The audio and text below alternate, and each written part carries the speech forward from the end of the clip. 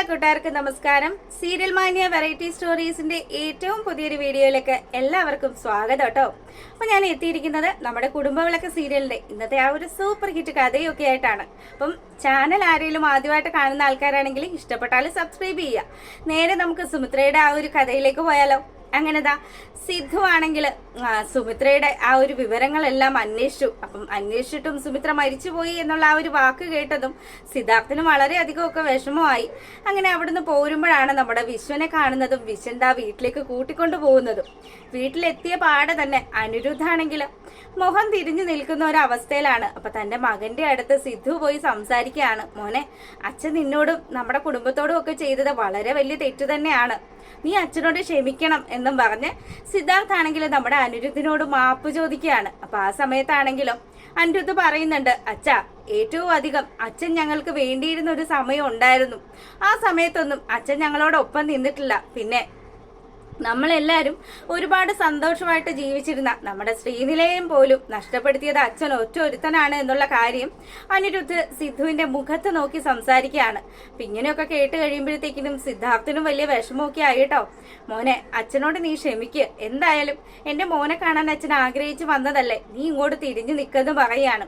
അങ്ങനെ അച്ഛനും മകനും ഉള്ള പിണക്കവും ആ ഒരു മഞ്ഞുരുക്കവും ഒക്കെ അവിടെ ഒന്ന് നടക്കുന്ന സമയത്താണെങ്കിലോ നമ്മുടെ അനന്യയും സ്വരമോളും കൂടി പുറത്തു പോയിട്ട് മടങ്ങി വരികയാണ്. അപ്പൊ സ്വരമോളാണെങ്കിലോ ഏതാണ് ഈ അങ്കിൾ എന്നുള്ള രീതിയിൽ നമ്മുടെ സിദ്ധാർത്ഥിനെ നോക്കുകയാണ്. അപ്പോഴത്തേക്കിനും അനിരുദ്ധ് പറയുന്നുണ്ട്, മോളെ, ഇത് നിന്റെ അച്ഛനാണ് എന്ന് പറയുമ്പോഴും കുഞ്ഞോടി വന്ന് സിദ്ധുവിന്റെ അടുത്തേക്ക് അങ്ങ് നിൽക്കുകയാണ്. അപ്പൊ സിദ്ധു വാരി എടുക്കുക കേട്ടോ കുഞ്ഞിനെ.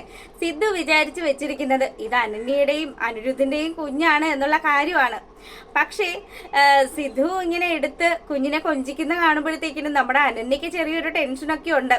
ഇനി അച്ഛനെങ്ങാനും ഇത് പ്രതീഷിന്റെ കുഞ്ഞാണ് എന്നുള്ള കാര്യം എങ്ങാനും പറയൂ എന്നുള്ള പേടിയാണ് ഇവൾക്കുള്ളത്.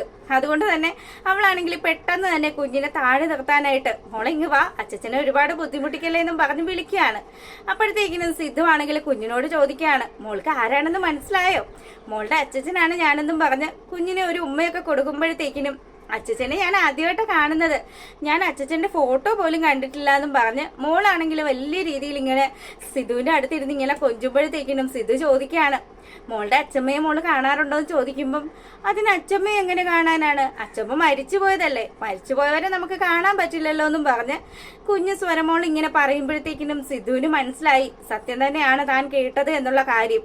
അങ്ങനെ കുഞ്ഞിനെ സിദ്ധു ആ ഒരു കാര്യങ്ങളെല്ലാം ചോദിക്കുന്ന സമയത്താണെങ്കിൽ അനിരുദ്ധ് പറയാണ്, അമ്മയും രോഹിത്തെങ്കിലും പൂജയും കൂടി പോയ ആ ഒരു സമയത്ത് അവർക്ക് വലിയൊരു ആക്സിഡന്റ് ഉണ്ടായെന്നും ആ ആക്സിഡന്റില് രോഹിത് മരണപ്പെട്ടു എന്നുള്ള ആ ഒരു സത്യവും അതോടൊപ്പം തന്നെ സുമിത്രയാണെങ്കിൽ കോമാ സ്റ്റേജിലായിരുന്നു എന്നും പൂജയെ കുറിച്ചിട്ട് ഒരു അറിവും ഇല്ല എന്നുള്ള കാര്യങ്ങളും ഒക്കെ നമ്മുടെ സിദ്ധുവിനെ പറഞ്ഞ് മനസ്സിലാക്കുകയാണ് അനിരുദ്ധ്. അപ്പൊ ഇത് കേൾക്കുമ്പോഴത്തേക്കിനും എന്നിട്ട് സുമിത്രയ്ക്ക് എന്ത് സംഭവിച്ചു എന്ന് ചോദിക്കുമ്പം, അച്ഛാ, ഞാൻ ഒരുപാട് കാലം വിദേശത്തായിരുന്നു, അതുകൊണ്ട് തന്നെ അമ്മയുടെ മരണശേഷമാണ് അമ്മ മരിച്ചുപോയി എന്നുള്ള ആ ഒരു കാര്യങ്ങളെല്ലാം ദീപു അങ്കിൾ എന്നോട് പറഞ്ഞത്. അതനുസരിച്ച് ഞാൻ ഈ കഴിഞ്ഞ ദിവസമാണ് അമ്മയ്ക്ക് വേണ്ടിയിട്ടുള്ള ആ ഒരു കർമ്മങ്ങളും കാര്യങ്ങളും ഒക്കെ ചെയ്തത്. അപ്പൊ ഇതെല്ലാം കേൾക്കുമ്പോൾ നമ്മുടെ സിദ്ധുവിന് വലിയ വിഷമമൊക്കെ ആയിട്ടോ. സിദ്ധു ഒരിക്കലും പ്രതീക്ഷിച്ചില്ല സുമിത്ര ഇത്ര നേരത്തെ തന്നെ വിട്ട് പിരിയുമെന്നുള്ള ആ ഒരു സത്യം. അങ്ങനെ വിഷമിച്ച് നിൽക്കുമ്പോഴത്തേക്കിനും, മോനെ, ശീതളിനെ കുറിച്ചും പ്രതീഷിനെ കുറിച്ചും ഒക്കെ എന്തെങ്കിലും വിവരം ഉണ്ടോ? നിങ്ങളുടെ അച്ഛമ്മ എവിടെയാണ് എന്നുള്ള കാര്യമൊക്കെ നിനക്ക് അറിയോ എന്ന് ചോദിക്കുകയാണ്. അച്ഛാ, പ്രതീഷ് ഇപ്പോൾ ഉള്ളത് ജയിലിലാണ് എന്നുള്ള കാര്യം പറയുമ്പോൾ, പ്രതീഷ് ജയിലിലോ? പ്രതീഷിന് എന്താണ് സംഭവിച്ചത് എന്നുള്ള കാര്യം സിദ്ധു ചോദിക്കുകയാണ്. അച്ഛാ, അവനൊരു കൊലക്കേസിൽ പ്രതിയായിട്ട് അവനിപ്പോ ജയിലിലാണോ ഉള്ളത് എന്നുള്ള കാര്യം പറയുകയാണ്. അപ്പം സത്യങ്ങളെല്ലാം ഇങ്ങനെ ഓരോന്നായി അറിഞ്ഞുകൊണ്ടിരിക്കുമ്പോൾ നമ്മുടെ സിദ്ധുവിന്റെ ചങ്ക് തകരുകയാണ്. സിദ്ധു ഒരിക്കലും പ്രതീക്ഷിച്ചില്ല ഇങ്ങനെയൊക്കെയുള്ളൊരു ട്രാജഡിയാണ് തന്റെ ലൈഫിൽ സംഭവിക്കുക എന്നുള്ള കാര്യം.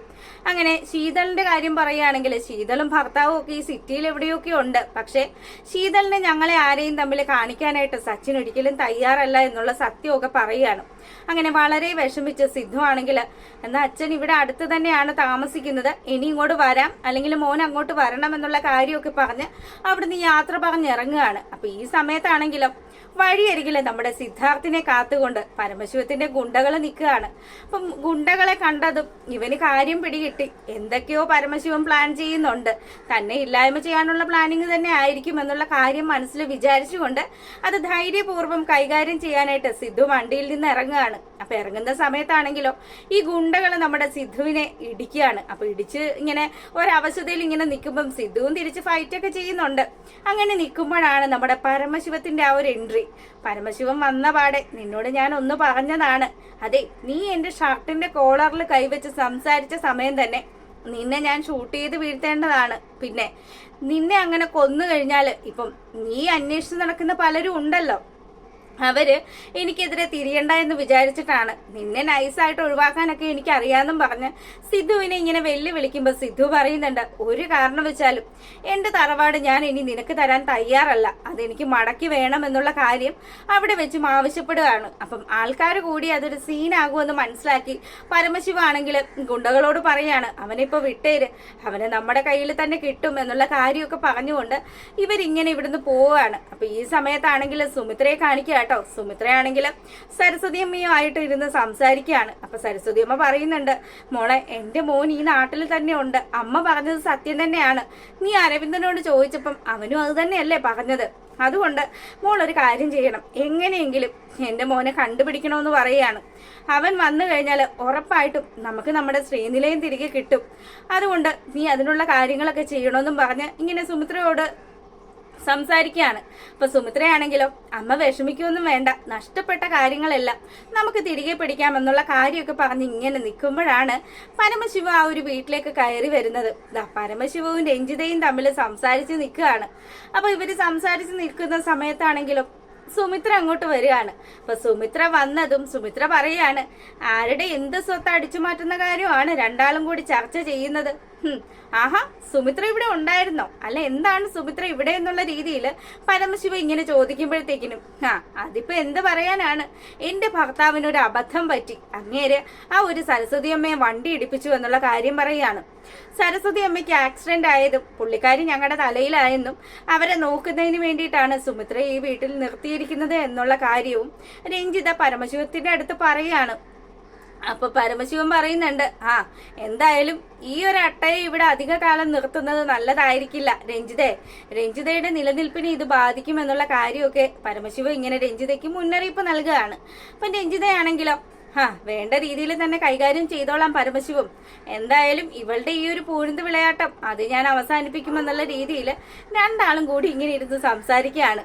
അപ്പോഴാണ് സുമിത്രയാണെങ്കിൽ അവിടെ നിന്ന് അങ്ങ് പോവാട്ടോ. സുമിത്ര പോയതും പരമശിവം, എനിക്ക് മറ്റൊരു കാര്യം കൂടെ തന്നോട് പറയാനുണ്ട്, സിദ്ധാർത്ഥ് നാട്ടിലെത്തിയിട്ടുണ്ട്, അയാള് സുമിത്രയെ അന്വേഷിച്ച് ഞങ്ങളുടെ ഈ വീട്ടിലും എത്തി. രോഹിതേട്ടനും സുമിത്രയൊക്കെ കൂടെ താമസിച്ചിരുന്ന വീടാണല്ലോ ഇത്, അതുകൊണ്ട് തന്നെ അവരിപ്പോഴും ഇവിടെ ഉണ്ടാകുമെന്നുള്ള കണക്കുകൂട്ടലിലായിരിക്കും അയാൾ ഇവിടെ വന്നത്. പിന്നെ അരവിന്ദേട്ടൻ ബുദ്ധിപൂർവ്വം കൈകാര്യം ചെയ്ത് അവനെ ഇവിടെ നിന്ന് പറഞ്ഞു വിട്ടു എന്നുള്ള കാര്യം പറയുകയാണ്. അപ്പൊ ഇത് കേൾക്കുമ്പോഴത്തേക്കിനും പരമശിവ ഒന്ന് ചിരിക്കുകയാണ്. അവൻ എന്നെയും തിരക്കി ശ്രീനിലയത്തിൽ എത്തിയായിരുന്നു, എന്തായാലും അവൻ ആഗ്രഹിക്കുന്നത് പോലെ ശ്രീനിലയം അവന് തിരികെ കൊടുക്കാൻ ഞാൻ തയ്യാറല്ല രഞ്ജിതേ. നമ്മളുടെ ഈ ഒരു ബന്ധം ഇത് പകരാനായിട്ട് സിദ്ധാർത്ഥ് കാരണക്കാരനൊന്നും ആകുമൊന്നുമില്ല, നീ എന്തായാലും പേടിക്കൊന്നും വേണ്ടാന്നും പറഞ്ഞ് രഞ്ജിതയോട് ഇങ്ങനെ സംസാരിക്കുമ്പോൾ രഞ്ജിത പറയുന്നുണ്ട്, ഞാനും കൂടി കൂട്ടുനിന്നിട്ടാണ് സിദ്ധാർത്ഥ് ഉൾപ്പെടെയുള്ള പല വൻമരങ്ങളെയും വീഴ്ത്തി തന്നിട്ടുള്ളത്, അതുകൊണ്ട് തന്നെ നമ്മൾ ഉണ്ടാക്കിയിരിക്കുന്ന ആ ഒരു രേഖകൾ അത് കെട്ടിച്ചമച്ചതാന്ന് തെളിയിക്കാൻ സുമിത്രയുടെ കയ്യിൽ ചില തെളിവുകൾ ലഭിച്ചിട്ടുണ്ട് എന്നുള്ള കാര്യം പറയുകയാണ്. അതെ, അധിക കാര്യങ്ങൾ നമ്മൾ ഇവിടെ ഇരുന്ന് സംസാരിച്ചാൽ ശരിയാകില്ലെന്നും സുമിത്ര ഇതെല്ലാം മറഞ്ഞു നിന്ന് കേട്ട് കഴിഞ്ഞാൽ അത് നമ്മളെ തന്നെ ബാധിക്കും എന്നുള്ള കാര്യവും ഇവർ തങ്ങളിൽ ചർച്ച ചെയ്യുമ്പോഴത്തേക്കിനും സുമിത്ര ആരാല്ലേ മുതല്, സുമിത്ര ഇതെല്ലാം അപ്പുറം മാറി നിന്ന് കേൾക്കുകയാണ്. അപ്പം ഇവൾക്ക് പൂർണ്ണമായും ആ ഒരു ബോധ്യം വന്നിരിക്കുകയാണ്, തന്നെയും തന്റെ ഭർത്താവിനെയും ഒക്കെ ചതിച്ചുകൊണ്ട് ഇവരെല്ലാം കൈവശപ്പെടുത്തി വെച്ചിരിക്കുന്നത് തങ്ങളുടെ തന്നെ മുതലാണ്, അതൊരിക്കലും ആർക്കും ദാനം ചെയ്തതല്ല, അതെല്ലാം അടിച്ചു മാറ്റിയതാണ് എന്നുള്ള സത്യം പുള്ളിക്കാരി തിരിച്ചറിഞ്ഞ് നിൽക്കുന്നതായിട്ട് കാണിക്കുവാണ്. അപ്പം അത്തരത്തിലുള്ളൊരു സൂപ്പർ ഹിറ്റ് കഥയാണ് ഇന്ന് എത്തിയിരിക്കുന്നത്. എന്തായാലും ഈ നമ്മൾ പ്രമോ വിശേഷത്തിൽ പറഞ്ഞതുപോലെ തന്നെ ജോഗിങ്ങിനൊക്കെ ഇറങ്ങുന്ന നമ്മുടെ സിദ്ധാർത്ഥ ആണെങ്കിലോ സുമിത്രയെ കാണാനൊക്കെ ഉള്ള ഒരു സാധ്യതയൊക്കെ ഉണ്ട്. ഇവരുടെ ഈ രഞ്ജിതയുടെ വീടിന് പറ്റേ തന്നെയാണ് പുള്ളിക്കാരൻ ഒരു വാടക വീടെടുത്ത് താമസിക്കുകയൊക്കെ ചെയ്യുന്നത്. അപ്പൊ അത്തരമുള്ള ഒരു സൂപ്പർ ഹിറ്റ് കഥയൊക്കെയാണ് ഇനി വരുന്ന ആഴ്ചയിലുള്ളത്. ആരും മിസ് ചെയ്യരുത്, എല്ലാവരും കാണുക. എല്ലാവർക്കും നല്ലൊരു ദിവസമൊക്കെ ആശംസിക്കുന്നു. അപ്പം എല്ലാവരുടെയും സ്നേഹത്തിനും സപ്പോർട്ടിനും ഒക്കെ ഒരുപാട് നന്ദിയുണ്ട്. കമന്റ്സും അതുപോലെ തന്നെ ലൈക്കും ഒക്കെ തരിക. അപ്പം ബൈ ബൈ.